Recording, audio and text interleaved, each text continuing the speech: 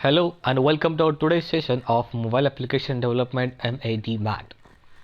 तर आपण शिकत आहोत unit number 5. The name of unit is activity and the multimedia with the databases. तर मागच्या काही सेशन्समध्ये आपण बराचसा पार्ट याच्यामधले कव्हर केलेला होता. आपण जो शिकत आहोत तो 5.5चा सगळा पार्ट असणार आहे. त्याच्यामध्ये एक पॉईंट होता अँड्रॉइड सिस्टम आर्किटेक्चर. अशा प्रकारे 5.5मध्ये बरेचसे पॉईंट्स असणार आहेत. लास्ट टाईमला आपण यातले बरेचसे पॉईंट कव्हर केले होते. तर आजच्या सेशनला आपण सुरुवात करूया. आजच्या सेशनचा फर्स्ट पॉईंट जो आहे तो आहे अँड्रॉइड सेन्सर. आता बेसिकली सेन्सर काय असतो, कशा प्रकारे काम करतो, बेसिक जे काही सेन्सर्स असतात ते आपल्याला माहीत आहेत. मग आपल्या मोबाईलमध्ये जो की आपला अँड्रॉइड मोबाईलमध्ये कोणकोणत्या प्रकारचे सेन्सर असतात, कसे काम करतात, तर याच्याबद्दल थोडं डिस्कशन करूया. Sensors can be used to monitor the 3 dimensional device movement और change in the environment of a device. आता डिपेंड्स राहतं की कोणत्या प्रकारचा सेन्सर कोणत्या कामासाठी यूज केला जातो आपल्या अँड्रॉइड मोबाईलमध्ये. ॲक्च्युली हा हार्डवेअरचा पार्ट येतो, पण हार्डवेअरला आपण सॉफ्टवेअरच्या सहाय्यानं प्रोग्रॅमॅटिकली त्याला प्रोग्रॅमॅटिकली त्याच्यामध्ये जे काही मुवमेंट असेल तर ते कॅप्चर करून आउटपुट द्यायचं काम करत असतो आपण. तर जे 3 डायमेन्शनल डिव्हाइस मुवमेंट असतं ह्याचा अर्थ काय, फॉर एक्झाम्पल तुम्ही एखाद्या वेळेला तुमचं जे काही आपण काय म्हणतो होका यंत्र मराठीमध्ये, आणि आपल्या ह्याच्यामध्ये GPS ज्यावेळेला ऑन करत असतात त्यावेळेला कॅलिब्रेशन हा एक ऑप्शन येतो बघा. एकदम स्टार्टिंगला तुम्ही ज्यावेळेला नवीन मोबाईल घेता तर त्यावेळेला ते इन्फायनाईट हा सिम्बॉल असतो ना लूपसारखा, तर तो लूपमध्ये आपल्याला मोबाईल फिरवावा लागतो त्या मुवमेंटमध्ये. तर त्यावेळेला आपल्याला ते ऑप्शन दिसतं. मग ह्याच्यामध्ये काय राहतं की तो ॲक्च्युली सेन्सरचा पार्ट राहतो. म्हणजे जसं सेन्सर ज्यावेळेला सेन्स करतो की त्याचं 3 डायमेन्शनल मुवमेंट ज्या वेळेला होते त्यावेळेला आपण जे काय साऊथ नॉर्थ वेस्ट ईस्ट हे जे का होका यंत्र किंवा आपण त्याला काय म्हणू शकतो की मोबाईलचं GPS असेल त्याला अनेक एक्स्ट्रा नाव आहे ते आता काय आठवणा मला. ठीक आहे, चालेल, काय अडचण नाही. Change in the environment of the device. आता हा सेन्सर एन्व्हायरमेंटचा जो काही चेंज होतो, जे फॉर एक्झाम्पल असा टेम्परेचर चेंज असेल तर आपण कसं असतं आपल्या मोबाईलमध्ये होम स्क्रीनला आपल्याला दिसतं की तिथे टेम्परेचर दाखवलेलं असतं, डिग्री असेल किंवा फॅरनहाईट असेल. मग त्याचा ते सेन्सर किंवा ते कसं आलं एन्व्हायरमेंटमधलं जे काही टेम्परेचर असेल तर ते कशा प्रकारे आलं, तर ते आलं with the help of our sensors.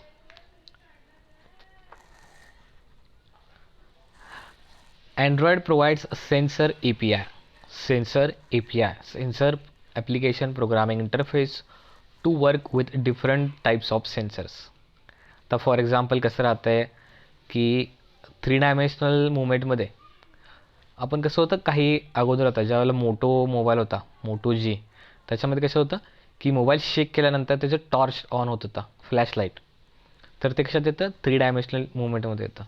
मग आता ॲडव्हान्स मोबाईलमध्ये पण आपल्याला तसं गोष्टी बघायला मिळतात की मोबाईल शेक केल्यानंतर तुमचं जे काय फ्लॅशलाईट असेल किंवा टॉर्च असेल तर ते ऑन होतं.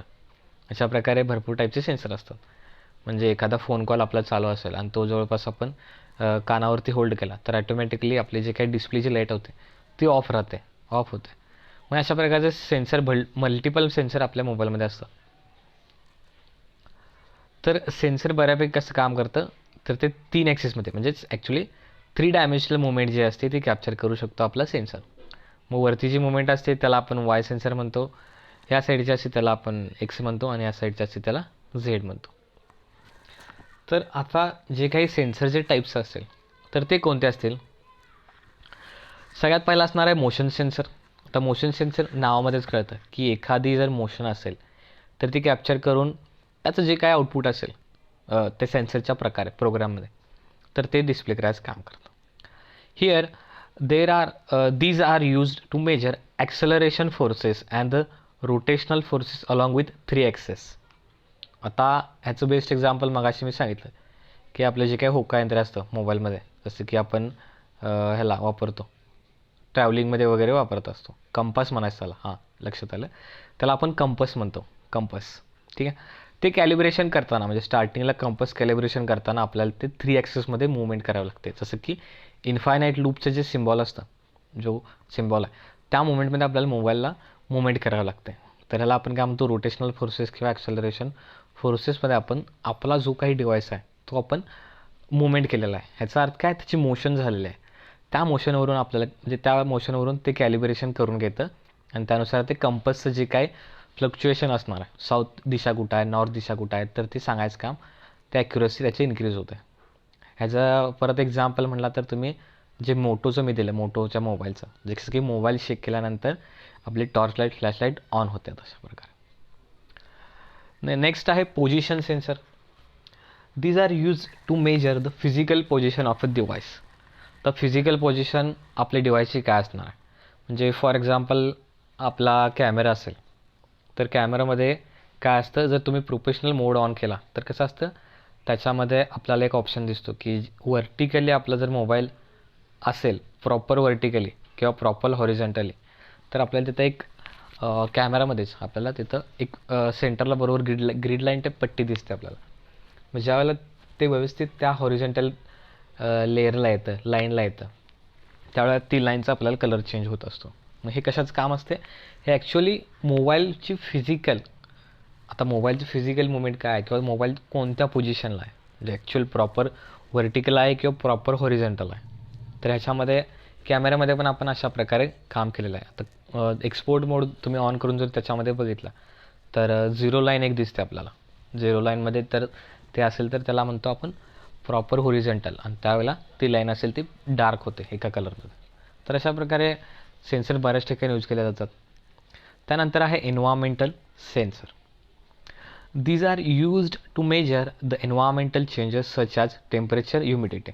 आता हा पार्ट आला आपला मोबाईलमध्ये, जे की आपण डेली बघत असतो की टेम्परेचर कोणतं आत्ता चालू आहे, म्हणजे डिग्री सेल्सिअसमध्ये असेल किंवा फॅरनहाईटमध्ये असेल, किंवा काल कोणतं होतं किंवा प्रेडिक्शन असतं. आता जसं की पुणे वेधशाळा वगैरे असेल तर तशा प्रकारे काय करतात, ते प्रिडिक्शन करतं की येत्याला 24 तासामध्ये हवामान काय असेल, किंवा आत्ता सध्या तासाभरात काय होतं, किंवा अगोदर सकाळी पहाटे किती टेम्परेचर होतं, ह्युमिडिटी किती आहे, किंवा पाऊस कधी पडणार आहे, ढगाळ वातावरण कसं असणार आहे. तर अशा प्रकारे प्रेडिक्शन जे केले जातं ते सेन्सर्स थ्रू केलं जातं. त्याच्यामध्ये एन्व्हायरमेंटल सेन्सर हा एक प्रकार असतो. तर एकदम बेसिक आणि आपल्याला डे टू डे लाईफचे सेन्सर असल्यामुळे आपल्याला काय अडचण नाही. तर अँड्रॉइड सेन्सर्समध्ये आपण काय शिकलो मग अशी, की त्याच्यामध्ये आपण API यूज करतो. तर API stands for application programming interface. Application programming interface आपण अँड्रॉइडच्या सेन्सरसाठी यूज करणार. Android sensor API provides many classes and the interface. आता याच्यामध्ये ऑब्वियसली एखादा नवीन कोणत्या गोष्ट इम्प्लिमेंटेशन करण्यासाठी आपल्याला क्लासेस घ्यावे लागतात, आणि त्याचा जो काही इंटरफेस असेल तर तोही ऑब्वियसली घ्यावा लागतो, आणि प्रत्येक क्लासनुसार त्याच्यामध्ये काही मेथड्स पण असतात. The important classes and interfaces of sensor API are as follows. आता जे काही क्लासेस आहेत, जे काही इंटरफेसेस आहेत आपल्या सेन्सर APIचे, तर ते आहेत, पहिला आहे क्लास, तो आहे सेन्सर मॅनेजर क्लास. आता याच्यामध्ये कळते की सेन्सर मॅनेजर, आता ह्या कीवर्डवरून आपल्याला कळते की हे मॅनेज करायचं काम असणार आहे. ठीक आहे. तर याच्यामध्ये आपल्याला एक मेथड असते, त्या मेथडचं नाव आहे android.hardware.sensorManager क्लास.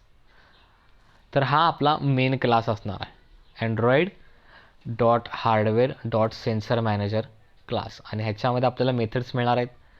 एक आहे method to get sensor instance, सेन्सरचं जे काही इन्स्टन्स असेल त्यासाठी एक मेथड आहे. Next method is to access and list the sensors. And next method is to register and unregister sensor listeners. तर बेसिकली सेन्सर मॅनेजर क्लासमध्ये ह्या 3 मेथड्स येतात. एक आहे सेन्सर इन्स्टन्सचा, त्यानंतर आहे ॲक्सेस आणि लिस्ट सेन्सर्स, आणि त्यानंतर register and unregister sensor listeners. ठीक आहे.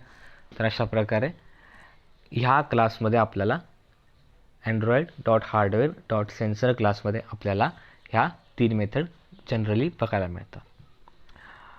Now here you can get the instance of a sensor manager by calling the method getSystemService and passing the sensor_service constant in it.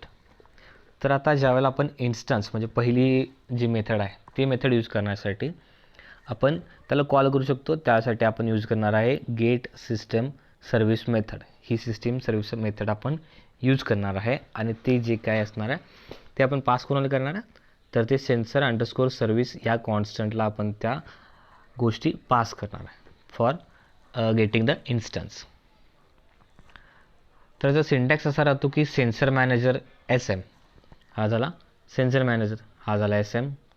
त्यानंतर आपला main जो काही sensor manager हा असणार आहे तो, आणि इथं आली ती method gate system service method in bracket sensor service, हा झाला आपला sensor service.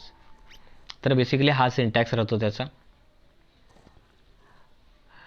Next class is a sensor class. The Android.hardware.sensor.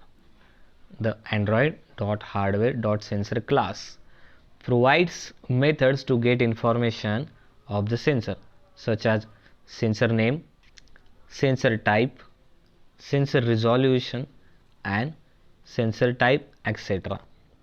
ठीक आहे. तर आता सेन्सर क्लासमध्ये आपल्याला जे क्लास असणार आहे, म्हणजे फॉर एक्झाम्पल Android.hardware.sensor क्लास, ह्याच्यामध्ये आपल्याला मेथड्स मिळतात. जसं की सेन्सर्सबद्दल जे इन्फॉर्मेशन असेल, म्हणजे सेन्सरचं नाव काय आहे, त्या सेन्सरचा टाईप काय आहे, त्याचं रिझोल्युशन वगैरे काय आहे. तर अशा प्रकारचे जे सेन्सर रिलेटेड गोष्टी असतात, जे काही पॅरामीटर्स असतात, ते आपण मेथड्समधून गोष्टी घेऊ शकतो. The next class is a sensor event class. It's instance is created by the system. आता हे काय असणार आहे, ह्याचा जो काही इन्स्टन्स असणार आहे तर ते क्रिएट करायचं काम सिस्टीमद्वारे होणार असणार आहे. It provides the information about the sensor. तर सेन्सर इव्हेंट क्लासमध्ये काय असणार आहे, ज्यावेळेला आपण हा क्लास यूज करतो त्या क्लासमध्ये आपल्याला सेन्सरच्या रिलेटेड जी काही इन्फॉर्मेशन असणार आहे ती मिळणार आहे. ठीक आहे. The next is sensor event listener interface. Now here comes the sensor event listener interface. This interface provides two callback methods to get the information when the sensor values x, y and z changes or the sensor accuracy changes. Basically या इंटरफेसमध्ये काय राहतं की आपल्याला दोन कॉलबॅकच्या methods असतात की ज्याच्यामध्ये आपण सेन्सरच्या व्हॅल्यूज घेऊ शकतो किंवा त्याच्याबद्दलची इन्फॉर्मेशन आपण घेऊ शकतो. कधी, ज्यावेळेला त्या सेन्सरची व्हॅल्यू चेंज होते किंवा त्या सेन्सरची ॲक्युरसी चेंज होते with the 3 dimensions x, y and z. So here are some public and abstract methods and its description. So first method is void on accuracy changed. On accuracy change, this derives from the sensor accuracy changes. This derives from sensor accuracy changes. And in the bracket we will pass the parameter sensor comma integer accuracy. So when we use this method it will call when the sensor accuracy is changed. ज्यावेळेला आपण ही method use करणार असणार आहे त्यावेळेला काय होतं की जे काही सेन्सरची ॲक्युरसी असणार आहे ती ज्यावेळेला चेंज होणार आहे त्यावेळेला ह्या गोष्टी कॉल होतात, म्हणजे ही मेथड कॉल होते. म्हणजे सेन्सरची ॲक्युरसी चेंज झाल्यानंतर on accuracy he method call होते. आणि similarly wide on sensor changed. आता हा सेन्सर चेंज म्हणजे सेन्सरची व्हॅल्यू असणार. तर सेन्सर इव्हेंट आणि इव्हेंट. आता ज्यावेळेला सेन्सरची व्हॅल्यू ज्यावेळेला चेंज होते, म्हणजेच सेन्सरची व्हॅल्यू ज्या वेळेला चेंज होते त्यावेळेला काय होणार आहे, ही जी मेथड आहे सेन्सर्स ऑन चेंज, तर ही मेथड तिथे कॉल होणार आहे. आणि त्याच्यामध्ये आपण पॅरामीटर दिलेला आहे सेन्सर इव्हेंट. तर कोडिंग बघूया आपण. आता जे काही बघणार आहे, there is only one text view for this file.